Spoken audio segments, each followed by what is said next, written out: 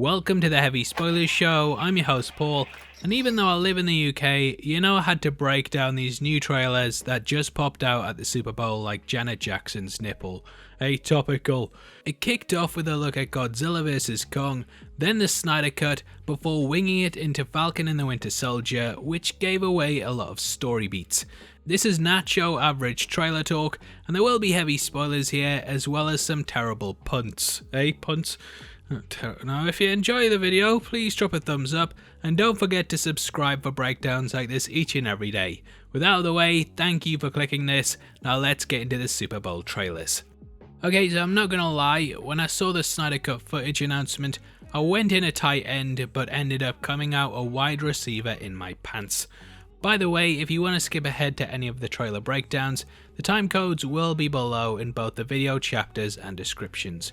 Or just skip the entire video because it's going to be crap. But fittingly, with this Super Bowl, Zack released a clip on his Vero account of Victor Stone playing football and scoring a touchdown. We know from the film that this is the big game that he wished his father to be at, but because of work he didn't show up. His mother was there in the crowd cheering him on, but when they got in the car, tempers flared and Vic got angry that his father put his work before him and he and his mother had an argument. This actually caused the accident that killed her and rendered him in critical condition. From here, his dad turned him into a half man, half lean green grilling machine, and thus this football moment ties in heavily with his origin story. It's the great triumph that his father should have been there for, and his dad of course blames himself for what went on, whilst Victor blames himself for causing his mother's death, adding a lot of complexity to their relationship. We also know that a brand new trailer will be released on the 14th of February at 9:15 AM PST, which will potentially have a new look at the Joker and a lot more. So cancel your Valentine's plans. I've told my wife she's divorced. And yes guys, we're going to be doing a big breakdown. Next up is Godzilla vs Kong, which though quite small in terms of what was shown, still left a big impression. I found it quite funny that the Japanese one actually showed Godzilla getting some licks in, whilst in the Western one it was pretty much all Kong. I'm guessing that Warner Brothers know Japan loves Godzilla, as he took a huge focus in this one, and most of the new shots primarily centre around him. Now the first new bit of footage was the Navy attacking him with missiles, which then caused him to submerge. We now know that he's going to be going into the fight straight away and approaching Kong from the water, but the Navy will be doing all that they can to stop him early on, which will then probably escalate to the fight between Kong and Godzilla. The second clip added showed a lot more of Ren Serizawa, who is Ishiro's son. Dr. Serizawa in general has been a staple of Godzilla movies, and his father Ishiro was of course a big part in the 2014 film as well as King of the Monsters. Now due to one of the shots in the trailer, it has been theorized that he is actually the person who was brought on board to build Mechagodzilla. In it we could see him standing in front of a control panel with an outline of the mechanical monster on one of the screens, and therefore we can take it that he's the one controlling the beast. According to the rumours on the film, he has been hired by Apex, the villains of the movie, and will be trying to avenge his father, who he believes was killed by the Titans, making for quite an interesting dynamic. Now I've already made a full trailer breakdown which goes into a lot more depth on the role of Mechagodzilla, which I will link at the end if you want to see it. We also get a couple more lines from Rebecca Hall's character Irene Andrews, in which he says the myths are real, there was a war, and they're the last ones standing. We know from leaks on the movie that the film will discuss the battle between the Kongs and Gojira that happened millennia ago. Since then, they've all been pretty much wiped out, other than these two, but these guys, yeah, they've still remained mortal enemies. The inhabitants of Skull Island knew the day was coming when Godzilla would face off against Kong, and even though they were proper annoyed that the movie kept getting delayed, they started to prepare for their main man and made a giant axe. This is the one that we see being used in the trailer, and apparently it's made from a giant tree, with the blade being one of the Gojira dorsal fins. We don't know if this is Godzilla or his granddad's, but what a bloody smack in the mouth that'll be. I think there's a couple more shots in Hong Kong, and overall it just hypes up the fight a bit more and shows how desperate that the humans are. Yay, more human drama in a monster movie. Now finally is the Falcon and Winter Soldier trailer, or maybe even the Spring Soldier, as the new series will be released weekly starting from the 19th of March. So we have the Snyder cut dropping on the 18th before this, meaning that it's going to be a busy week in the Kevin Spoilers household. A lot of the scenes in the trailer have been seen in the prior one, including the memorial for the fallen Sokovia victims, which Zemo stands in front of. I don't want to just rehash old ground with our breakdown, as we have a lot to get through, so if you want to know more about the ins and outs of this trailer, then make sure you check out our breakdown of the original one, which will be linked at the end. However, we do get a fair bit of new info, and open on what I think is a debriefing. This shows that Sam and Bucky are now working alongside the government once more, as it was thought that they were still in trouble for the events of Civil War, but it does seem like they're back in the good books. Now it is thought that because the government created the IP of Captain America, that they own the rights to him, and that Sam has to hand over the shield in order to make them stop chasing the pair. They then give the two a job, which is why this looks like a formal setting for them to be in, and they're just keeping a watchful eye on them as they know they're bad boys and could go rogue at any time. Lads.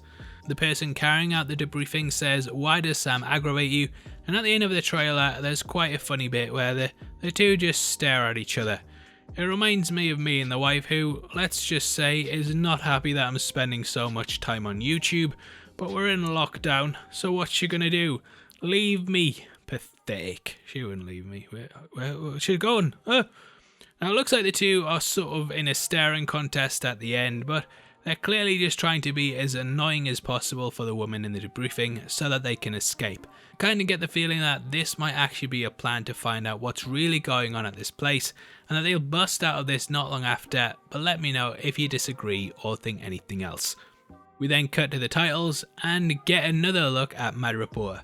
This fictional Asian country from the Marvel Universe is heavily tied to Wolverine, and this is why many think that the character will be popping up the MCU a lot sooner than you thought. When I say things you missed in the title as well, I'm talking about you specifically here. You didn't think Wolverine was coming at all, did you? You idiot. Now, Evan Peters popping up at the end of WandaVision did show that the Marvel Universe looks to be going that way, but for now, I don't know for definite. But you do, so can you tell me, please? Now, inspired by Singapore, this location was leaked when flags were spotted on set for the series, and it looks like the pair will be investigating crime in the area. What's quite good about Madripoor is that there's a sort of dichotomy to it, and the city is actually divided up into two sections. This includes Hightown and Lowtown, both of which are as bad as each other, but Hightown is sort of a white-collar crime area that the elites reside in, whereas Lowtown is the lowest of the low and it's just a bad place to be. Now, the duality of this is also reflected in both Sam and Bucky, as the pair have their own aspects and are not really held in high regards, but as we know, things aren't as they seem with them. Thus, this feels like the perfect mission for them to take part in, and I can actually see them splitting up and going through the city from top to bottom. Shortly after, we see Zemo's mask, which is now in line with the character's look in the comics. Zemo seems to be going around terrorizing people, and it is possible that after this snap he managed to escape the confines of his jail and started to wreak havoc on the world. He says that superheroes can't be allowed to exist and that he has no intention to leave his work unfinished, meaning that he's probably going to try and kill everyone all over again. Yay. Now, I don't really feel like he's going to be the full villain in this. I actually think that he might end up working with Sam and Bucky at one point. In the original trailer, we did see Bucky unloaded a gun in front of him, and apparently the buckster goes to Zemo, who then utters the mind control words to him. Showing that he's no longer under his control, Bucky empties the gun, and they then take him in. We also get a bit more of a look at Flag Smasher, who has now been confirmed to be the villain. Last video, I had a lot of people getting annoyed at me and saying that it was the Red Hulk that they were actually working for, and that I didn't know what I was talking about, but it has indeed been confirmed to be them. In the comics, Flag Smasher is very much the opposite to Captain America, and they want to basically bring down the idea of patriotism in order to allow people to operate of their own free will instead of feeling like they have to serve a country. Flag Smasher has also been gender swapped, and I'm wondering if they've had any enhancements as they easily beat Bucky up, who gets mocked by Sam at one point. We then see what looks like the ceremony in which Captain America will be picked by the US government. As we know from the behind the scenes looks, this will be why Russell is US agent and Sam has to hand over the shield. Bucky doesn't look too happy, and we then cut to Sam throwing the shield, which metaphorically symbolises that he might have to give it away. We know from Far From Home that Captain America is thought to be dead, and thus Sam can't really say that he is meant to be the next in line, as it would give away that his best mate's now living at the old people's home and partying like it's his last day on Earth, which it might well be at that age. Sam looks really upset, and it's also possible that this is a memorial service to Captain America. He obviously knows the truth of the matter and is likely having to lie in order to make it so that his friend can have some peace. A big interesting part of the trailer is that we get our first look at Sharon Carter, who once more is played by Emily Van Camp. Due to info released on the project, we know that she's now an outlaw after breaking the Sokovia Accords, and that she may have even been on the run for 7 years. I kind of feel like she might sort of be a love interest to the pair, and that they'll not only be getting Steve's sloppy seconds, but also his niece, which is a double whammy. She's clearly able to hold her own, and we see her kicking all kinds of butts in the trailer. So yeah, I'm very hyped to see her back, as she's a good character that in the comics. Not in the movies that much, but definitely in the comics. Now we also see a couple more shots, and I tell you what, stop typing that in the comments right now saying that she's your favourite character. I'm sorry, I didn't mean it. Now we also see a couple more shots of Madripoor, namely the club scene in which Falcon and Bucky are going to meet a contact.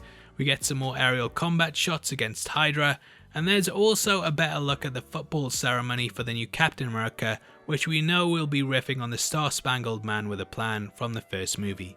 We also end up with Sam back on the plane using his wings as a shield, whilst soldiers fire upon him. These are likely Hydra agents, and I kind of feel like this follows on from the big fight across what may or may not be the Grand Canyon, or it could set it up. Now Sam then picks up and throws the shield again, and though many think that he's fighting with it as his weapon, I actually think that this is him going toe to toe with US Agent, who in the comics was a villain when he first came on the scene. I feel like he will be helping Flag Smasher to carry out the attacks, and then we'll be going in to stop them similar to Mysterio, and that our two heroes will uncover this plot. The trailer then ramps up to a couple of big action scenes, and we then cut to Sam and Bucky getting lost in each other's eyes. Anyway, I absolutely love this first look, and from the date we now know that WandaVision will end and we'll get a 2-week break before going into this, which likely means that we'll have a 2-week break when it finishes and then go into Loki. After Loki we get What If, and after that it's Hawkeye I think, so there's plenty of things to look forward to in 2021. Anyway, those are the trailers, and I'd of course love to hear your thoughts on them and if there's anything we missed. Make sure you comment below and let me know, and as a thank you for interacting with the video, you'll be entered into a prize draw on the 28th of February in which we're giving away 3 copies of the Marvel Phase 3 4K box set to our subscribers.